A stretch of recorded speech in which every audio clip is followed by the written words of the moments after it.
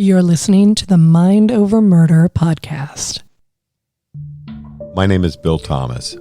I'm a writer, consulting producer, and now podcaster. I am now trying to use my experience as the brother of a murder victim to help other victims of violent crime. I'm working on a book on the unsolved Colonial Parkway Murders, and I'm the co-administrator of the Colonial Parkway Murders Facebook group, together with Kristin Dilley.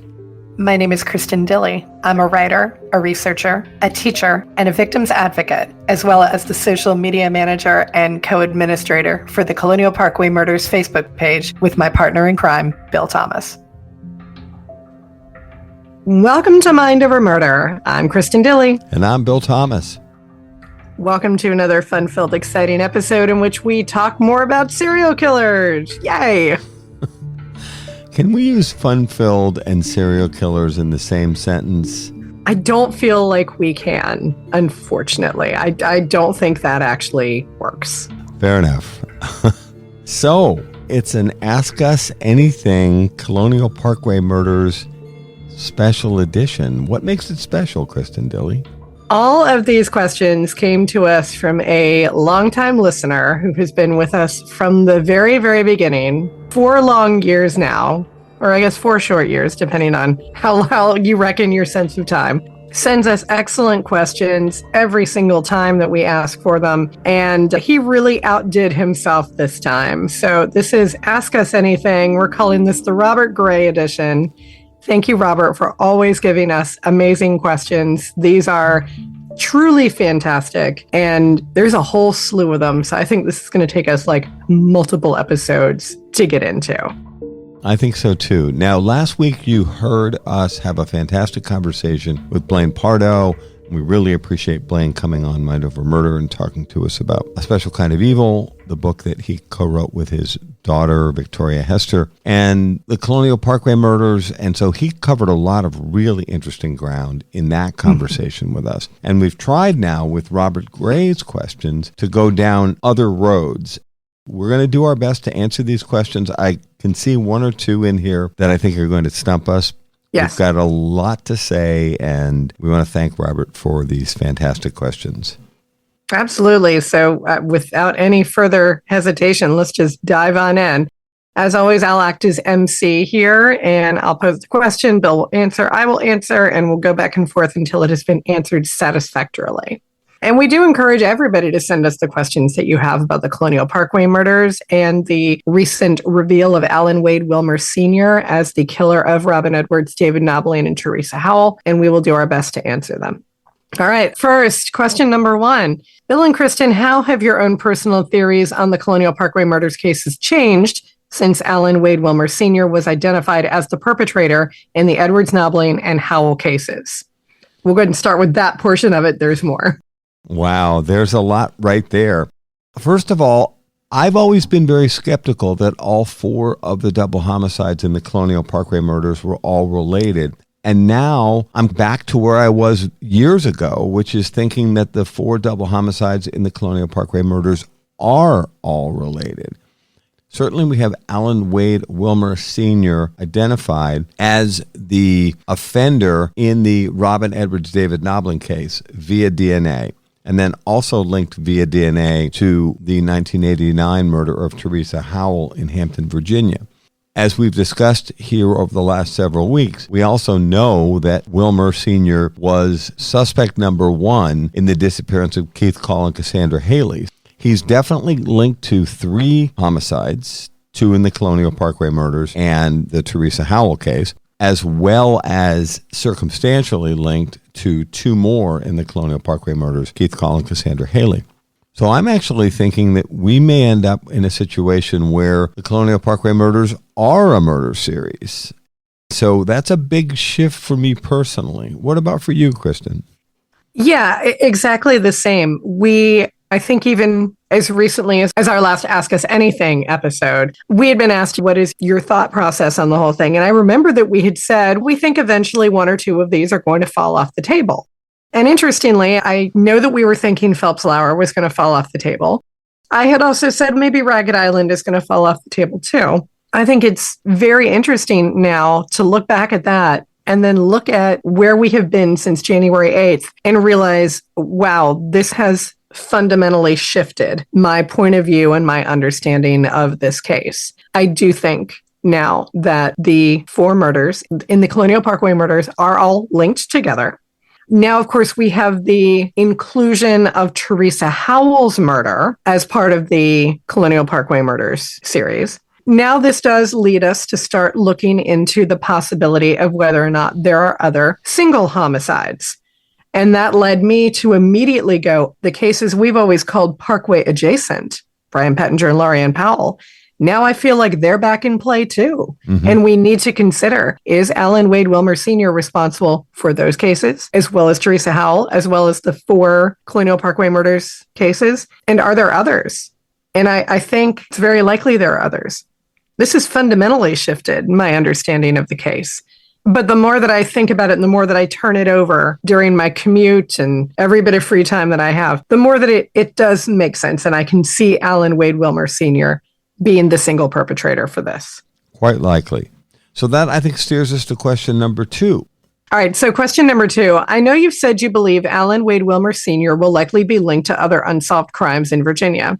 Following this logic, at this point in time, do you personally believe Alan Wade Wilmer Sr. was directly involved in any other of the CPM cases? If so, which ones and why? What does your gut tell you?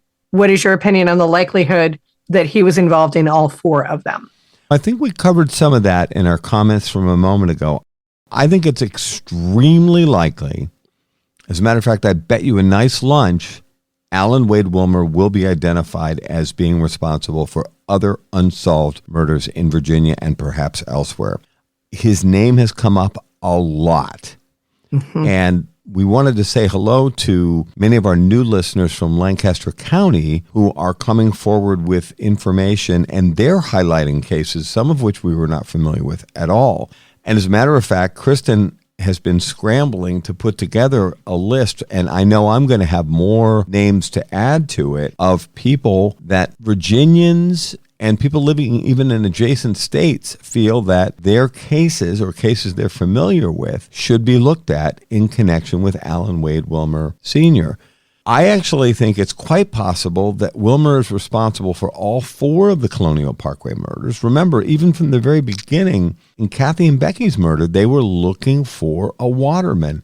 This guy checks a lot of boxes in terms of the kind of person they've been looking for decades in Kathy and Becky's murder, as well as in the other Colonial Parkway murders. So I am highly confident Alan Wade Wilmer Sr. will be identified as an offender in a number of unsolved rapes and murders in Virginia and elsewhere. Agreed. 100%.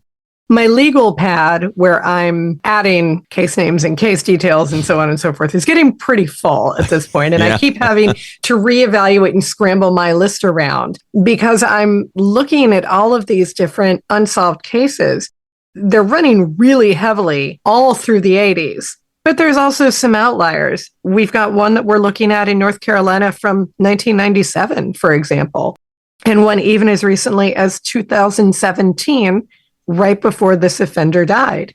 It is going to be very interesting to see when law enforcement, I'm going to be positive about this, I'm going to say when law enforcement follows up on these cases. I'm going to be very interested to see how many of these actually do check a box in the Alan Wade Wilmer Sr. column, and which are going to be ultimately, no, not connected, but we're still looking. Mm-hmm.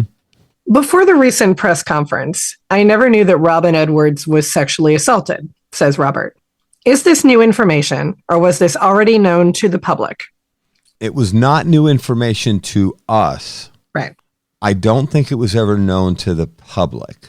We've known for years, and we've worked very closely with Robin's family and with David's family. We knew that Robin had been sexually assaulted. We knew that someone had the night she died. Now, obviously, that could be consensual or it could be rape. I think Kristin and I both felt that it was rape, particularly since she ended up being shot to death along with her companion and their bodies dumped in the James River. So we've known about this for quite some time. It's worth reviewing some of this, though, in that the Edwards family and Kristin and Bill have been pushing for about probably close to 5 years that the evidence in Robin's rape kit be retested. This is post Golden State Killer. I had talked to Jeanette Edwards Santiago, who is Robin's older sister, who's absolutely wonderful, about testing that evidence. And we both felt very strongly that we should test the evidence. We knew that it was a very small amount of evidence remaining. They'd done earlier tests at a time when more of the evidence was consumed as a result of those tests. In other words, you hope for a DNA profile and hopefully some DNA remaining. With each test that's conducted, more of the evidence is actually consumed in the chemical process that creates a profile. The good news is that new tests in 2023, 2024 consume less evidence than they did back in the day. Now, we had been approached with a tip. This has got to be a year ago, Kristin, maybe longer. Kristin and my partner, Pamela, tease me about Bill Thomas time, where I keep insisting something was 6 months ago, and one of them looks at me and says, that was 2 years ago. I somehow compress things in my head. Let's just go with a year or so ago. Don't hold me to that number. Like a year with exclamation, with quotation marks around it. Quotation marks around it. Okay, a year or so. We had received a tip that the Virginia State Police and the Department of Forensic Services, the DFS in the Commonwealth of Virginia, had applied for and received a SAKI grant, a Sexual Assault Kit Initiative grant. Kristin and I have talked about these before on the program. They were going to use that SAKI grant, which is usually like $5,000 to cover lab costs, to test the evidence in the Robin Edwards rape kit. We understood that the evidence was going to a particular lab. Names are not important here. We'd heard from our colleagues that lab might not be the best choice for this particular kind of test because it was badly degraded DNA. It had been exposed to seawater. Remember, Robin and David's bodies were dumped in the water and were floating out towards the ocean. So salt water is particularly damaging. This evidence is also 35 years old. We've got a lot of challenges here. And we were told that the particular lab that had been designated to do the testing might not be the top choice. No criticism here. Since we know we might consume the last bit of evidence, I got a hold of Jeanette and we talked about it, and we both agreed that if we're willing to take the last shot, Jeanette and I both said, it's been so many years, let's just take the shot and see if we can get a workable DNA profile here. Jeanette and I reached out to the Virginia State Police investigator, who's very helpful. He's been handling the case as a cold case for the last couple of years. I really like him, and he works very well with the families. And we conveyed our concerns, and he took them under advisement, but then he came back to Jeanette, and she's the appropriate person for him to contact. And he said, it's too late. The evidence went to the lab. The good news is the evidence came back from the lab. They had not conducted the tests. They figured out that their system wasn't really the right system for a badly degraded small amount of DNA that had been exposed to seawater. So they returned the evidence to the Virginia DFS, Department of Forensic Science. So then the evidence went out to another lab, unnamed to us. The good news is they got a result. This lab was a better choice, whoever that might be. I can think of 3 or 4 labs it could have been, all of them excellent and terrific people who are trying to help move cases forward. So then a profile was then created. Now, we understand that investigative genetic genealogy was used in this example, but that's a conversation for another day. They ended up with a working profile, and they had a name. This is how we ended up with the offender in the Robin Edwards David Knobling case at Ragged Island being identified. And Robert, it's an excellent question. I don't think it was ever public that Robin had been raped, but it was something that the family group and those of us that have worked on the case for a number of years were aware of. I do remember it was on one of the anniversaries. I'm going to have to do Bill Thomas time now. It had to have been 3 or 4 years ago, but I really can't be sure at this point. Could be 5 or 6 years ago. Or maybe it wasn't even an anniversary, but I was writing something up about the case for the Colonial Parkway Murders Facebook page. I had mentioned in there that everybody knew that David and Robin had been murdered, but I remember using the term sexually assaulted. Right. And one of Robin's friends actually wrote and said, please don't mention that. It's just really upsetting for those of us who knew her. And I was like, of course, absolutely, we'll take it out because it isn't necessary to know, not really. But I remember being very careful from that point on. Mm-hmm. Let's not mention it because it really, the tragedy here is that this poor young woman was murdered. We don't need to compound the tragedy by also mentioning that she had been violated in this terrible way as well. So the second part of this question I think is really interesting, Robert, and he asks, with sexual assault being a motive in Edward's Knobling, does this change how you view potential motive in the other Colonial Parkway Murders cases? Is there any evidence that indicates other victims in the other CPM cases were sexually assaulted? I want to deal with that for just 1 second by pointing out that there are some difficulties with that in that, number one, we know that there was a rape kit taken for Kathy and Becky. But unfortunately, as we've covered on the podcast before, that rape kit was destroyed after I'm trying to figure out a really polite way to word this, and I don't think there is one. You want to go ahead and take that? Bureaucratic foul-up? Sure, we'll go with that one. Bureaucratic foul-up between York-Poquoson Sheriff's Office and the FBI over who had the kit, who was going to be responsible for it, and ultimately the kit was destroyed. We don't know if there was sexual assault in Kathy and Becky's case, because we do not have the kit to test that. To our knowledge, however, Kathy Thomas and Rebecca Dowski were not sexually assaulted. That's the best we can do, given the fact that the FBI ordered York-Poquoson County to burn the Thomas and Dowski rape kits as medical waste 8 years after they were murdered. I don't know what to say is what it is. My understanding is that they were not sexually assaulted, but as Dr. Marcella Fierro said to me, Mr. Thomas, you never, ever destroy evidence in an unsolved murder case. There's no excuse for it. As far as we know, Kathy and Becky were not sexually assaulted. Now, let's turn to the other victims in the Colonial Parkway murders. What do we know about sexual assault? And unfortunately for these two cases, in one case, the Call and the Hailey case, we do not have bodies. So there is no way of knowing that. And because we know that there is a possibility that the car was staged on the parkway, we don't really know where the primary crime scene was. We don't know where they were intercepted. It could have been the party. It could have been any number of other places. We have no real way of knowing that either. And then with Phelps Lauer, their bodies were found in such an advanced state of decomposition that there was no way to get any sort of evidence either. In 3 of the 4 cases, we really have no way of knowing definitively whether or not sexual assault was a motive. It's a good question, and it's definitely one that needs to be taken into consideration because it does seem like sexual assault was very much on Alan Wade Wilmer Sr.'s mind when he went out hunting. Because of the bureaucratic foul-up and the state of the bodies in the New Kent case and the fact that we have no bodies for Keith and Sandy, I don't think we're going to be able to come up with a straight answer for that, unfortunately. We're going to go ahead and move on to question number 4. Has the FBI compared Alan Wade Wilmer Sr.'s DNA with potential perpetrator DNA found in the Call Hailey or Thomas Dowski crime scenes? If not, do they have any plans to? What is the status of DNA testing? That's the $64,000 question. What is the status of DNA testing in general in the other cases? Let me find a nice wall that I can bang my head against for a little while. I think to the question, has the FBI compared Alan Wade Wilmer Sr.'s DNA with potential perpetrator DNA found in the Call Hailey or Thomas Dowski crime scenes? I would like to think that they have. Or that they will. The logical part of me believes that they will. They will not answer straightforward questions in a straightforward manner.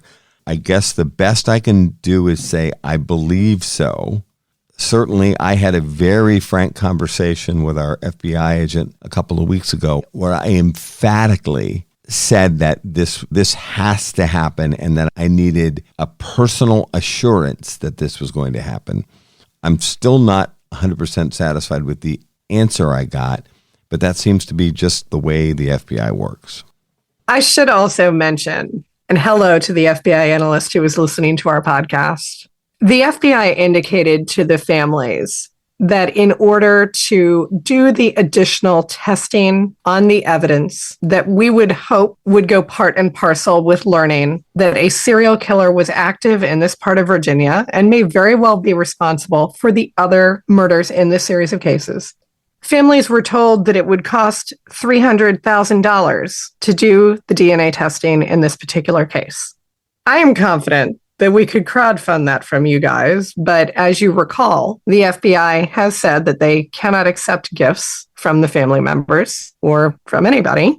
That, as they say, is that. And I just find that reprehensible. You cannot tell me that there is not $300,000 somewhere in the FBI's budget that you can use to test the evidence in these cases when it has been determined based on physical DNA evidence that there is a man who was a serial killer in this area during the 1980s and may very well have been working up until the last days of his life.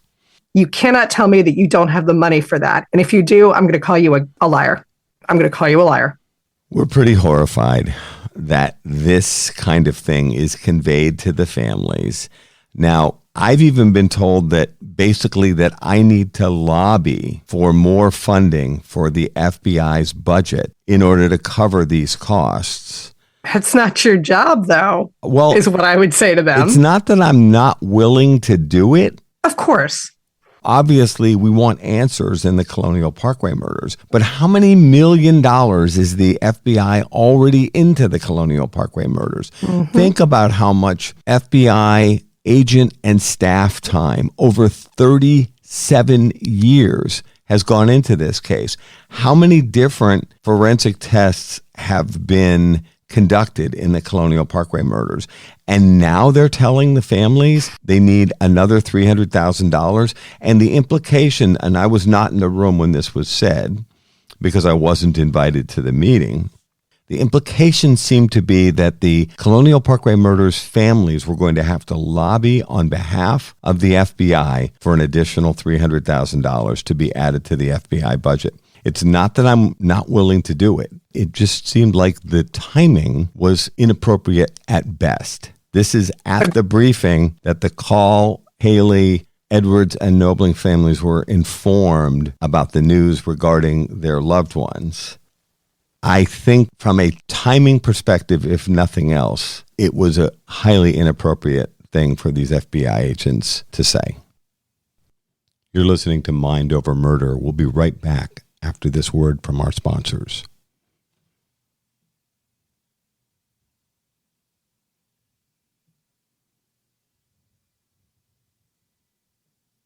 We're back here at Mind Over Murder.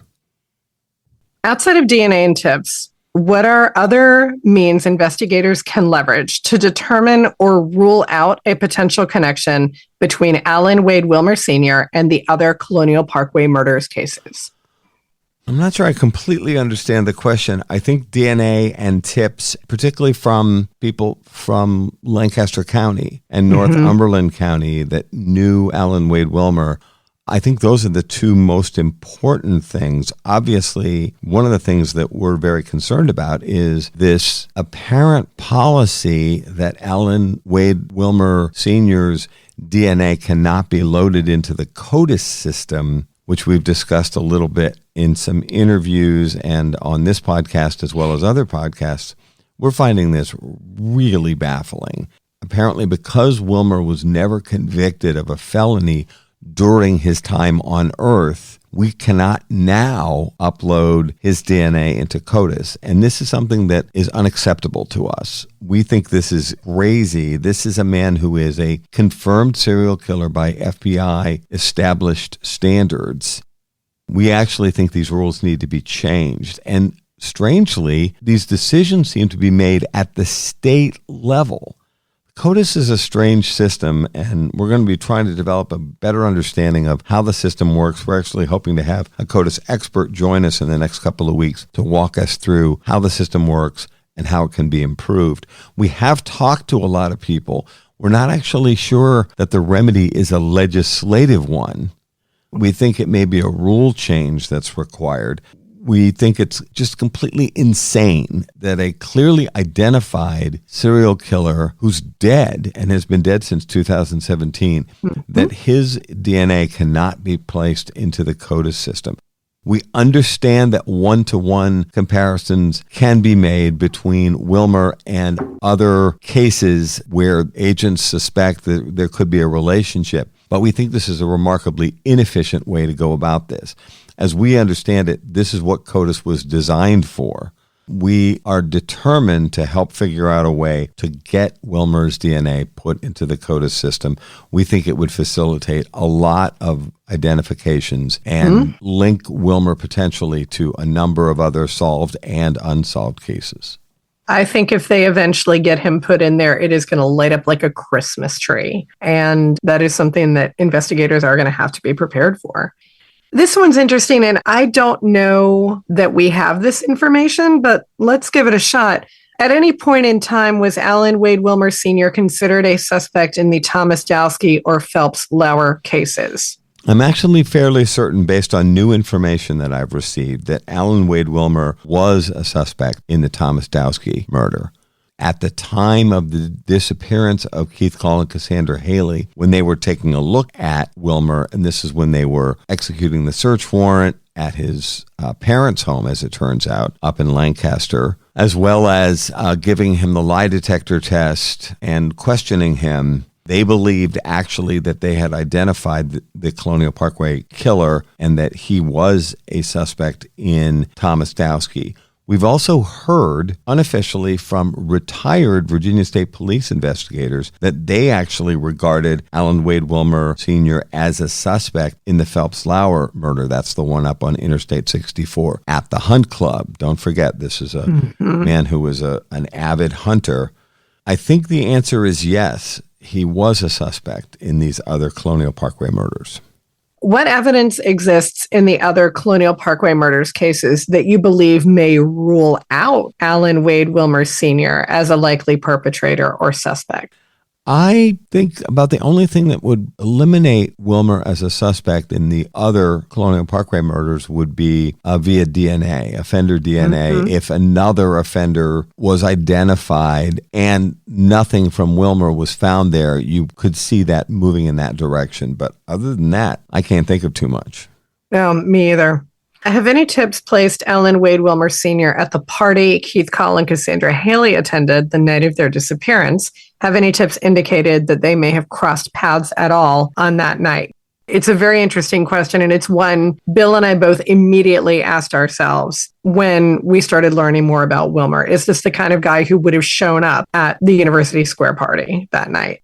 I have not heard anything, but keep in mind, Bill spends a lot more time engaging with people and working tips during the day than I'm capable of doing because I'm teaching high schoolers. Bill's able to get a lot of stuff. So I think you'd have told me if you'd heard, but I also know we haven't caught up in a day or two. Have you heard anything? I talked to Joyce Call Canada, Keith's sister, at some length as recently as yesterday. And she indicated that they've had some really good discussions, and we've actually shared some of their content from their Whatever Happened to Richard Keith Call and Cassandra Hailey Facebook page, where a lot of people who were at the party at Christopher Newport University the night that Keith and Sandy went missing have been discussing this very issue.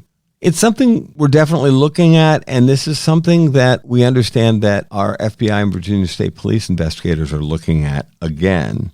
I was frustrated a few years ago because I felt like I had talked to more people who were at that party, and Joyce the same, than the investigators had, which was a big source of frustration for us. Most of those people are still around. They're in their 50s now because this was 35 years ago, and they were 18 to 22 years old, mostly college students or of college age, and they're more than willing to help. Obviously, they're not going to remember every single detail from an evening 35 years ago, but they are completely willing to talk with investigators. I know that the investigators had indicated they were going to be talking to some of the people specifically who were there that evening. So I think that's an open question and a very good one. Is it possible that somebody like Wilmer could have shown up there? Yeah. There were some reports. There were a lot of people there, and it was a party that was in several different apartments. There's beer and beer kegs and lots of stuff going on with young people hanging out.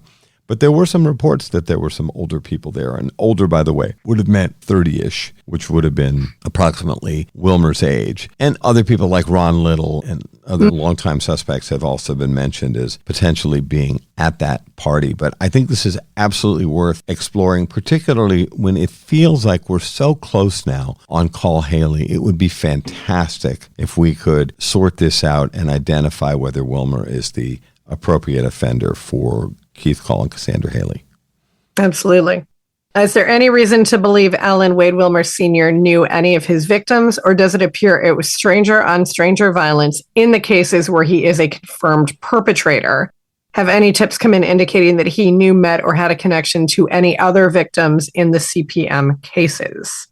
This is a really interesting question. From our recent conversations with profilers and FBI-trained profilers, now in private practice, a number of them feel that Alan Wade Wilmer was a serial offender and that he was always hunting for new victims. So while he's working as a waterman, working as a tree man, driving around, going into a bar or a restaurant, he's always looking for potential victims, single women, perhaps single men, and couples.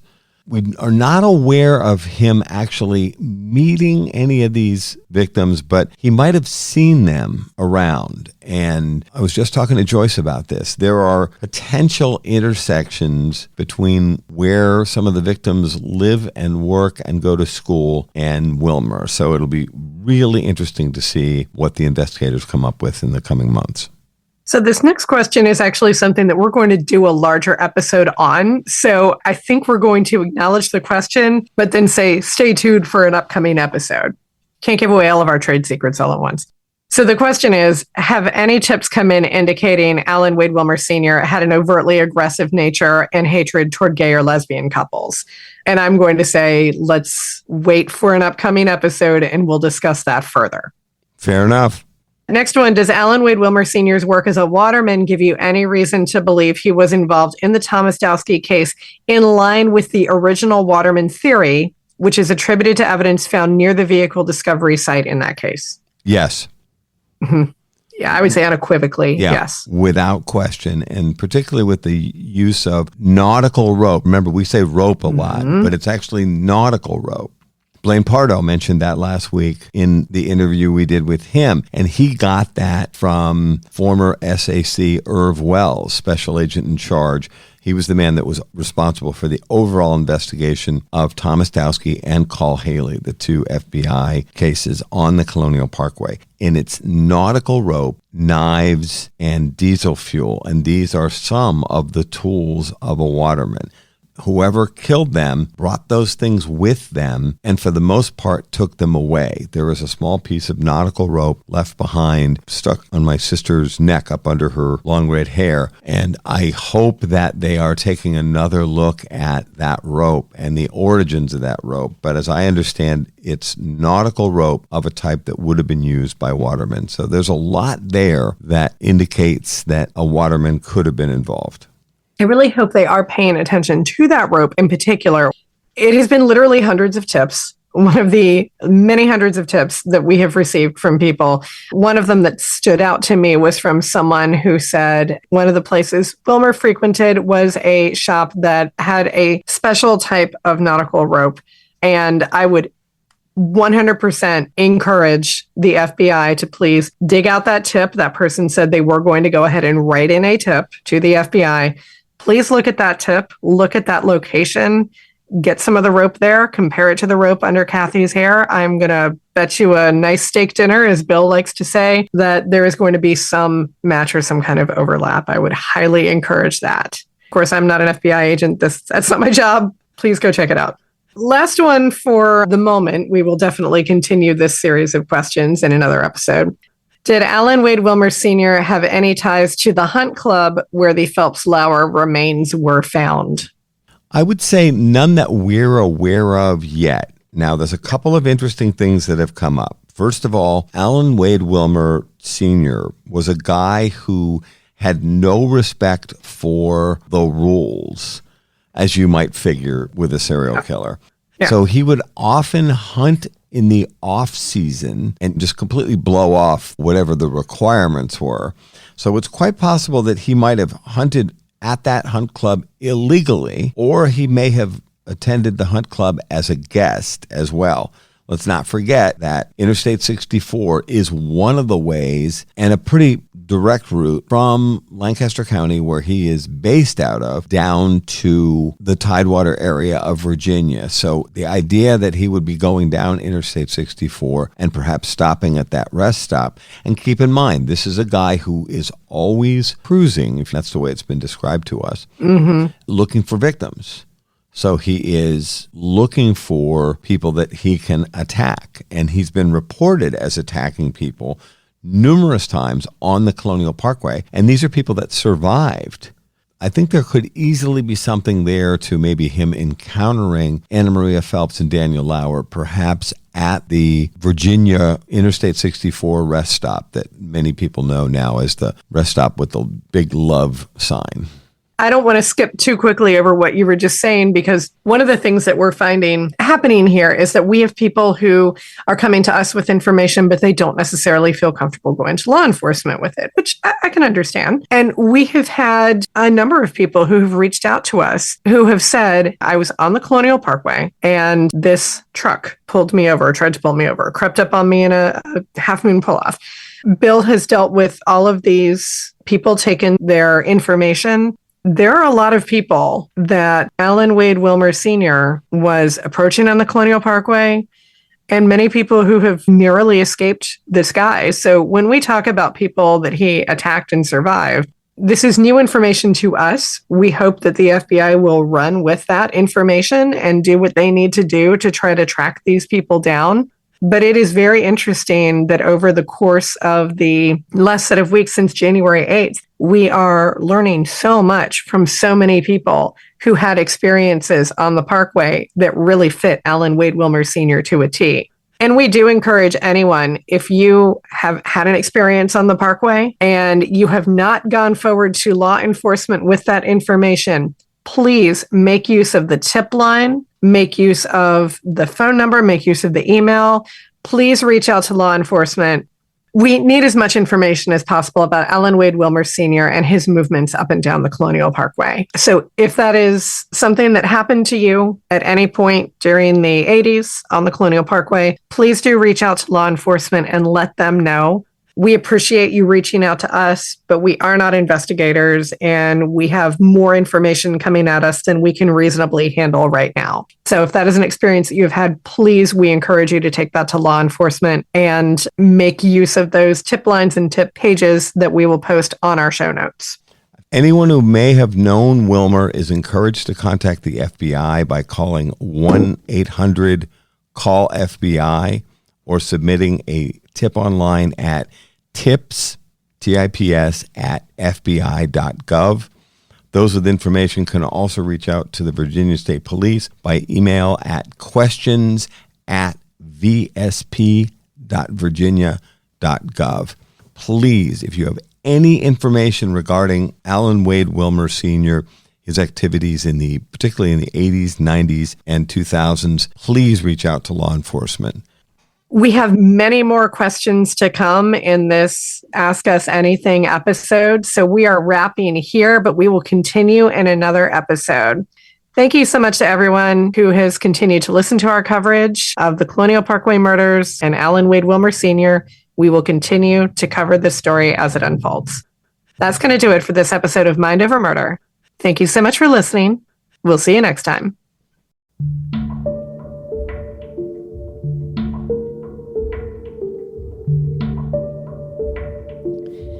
Mind Over Murder is a production of Absolute Zero and Another Dog Productions. Our executive producers are Bill Thomas and Kristin Dilley. Our logo art is by Pamela Arnois. Our theme music is by Kevin MacLeod. Mind Over Murder is distributed in partnership with Crawl Space Media. You can follow us on Facebook, Twitter, or Instagram. You can also follow our page on the Colonial Parkway Murders on Facebook. And finally, you can follow Bill Thomas on Twitter at BillThomas56. Thank you for listening to Mind Over Murder.